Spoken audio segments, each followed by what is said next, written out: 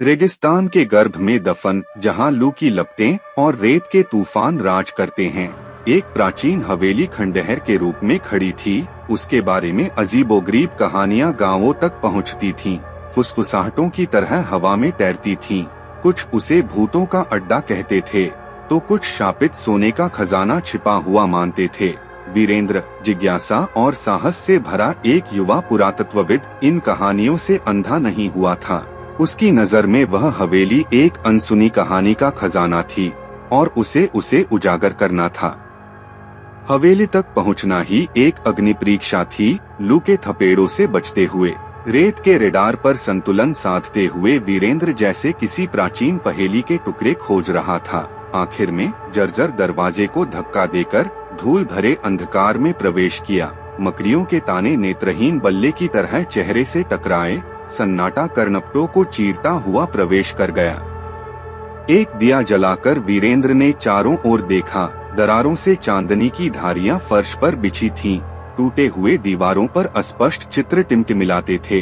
एक कमरे में एक सुंदर महिला का चित्र उसकी आंखें खींच ले गया। उसकी आंखों में एक अजीब सी बेचैनी, एक छिपी हुई तड़प झिलमिलाती थी। जैसे ही वीरेंद्र ने चित्र को छुआ, हवा में कंपन दौड़ गई।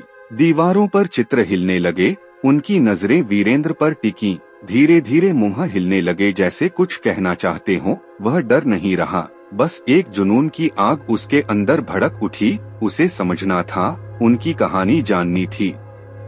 रात भर दीवारों से फुसफुसाहटें सुनाई देती रहीं। इतिहास के टुकड़े हवा में बिखरते जाते। वीरेंद्र ने समझा कि हवेली किसी शाही परिवार का आशियाना थी, जहां एक क्रूर राजा ने अपनी रानी को कैद कर दिया था। उसकी सुंदरता से ईर्ष्या करके जब उसने विद्रोह किया, तो उसे और महल के बाकी लोगों को उसी दीवारों में जिंदा चुनवा दिया गया। उनकी आत्माएं चित्रों में कैद हो गई।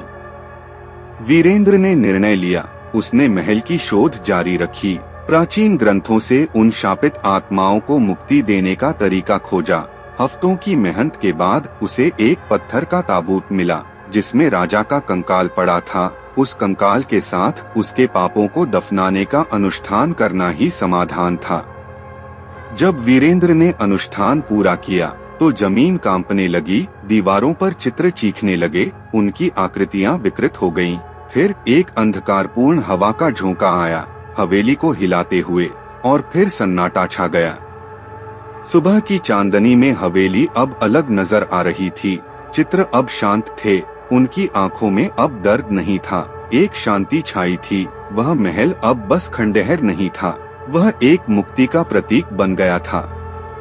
वीरेंद्र ने रेगिस्तान छोड़ दिया, अपने पीछे वह हवेली और उसकी कहानी छोड़ते हुए। लेकिन एक चीज उसके साथ हमेशा रही, यह ज्ञान की कभी कभी सबसे भयानक सन्नाटे में सबसे शक्तिशाली कहानियां सुनाई देती हैं, और कभी कभी उन्हें समझने के लिए साहस ही काफी नहीं होता।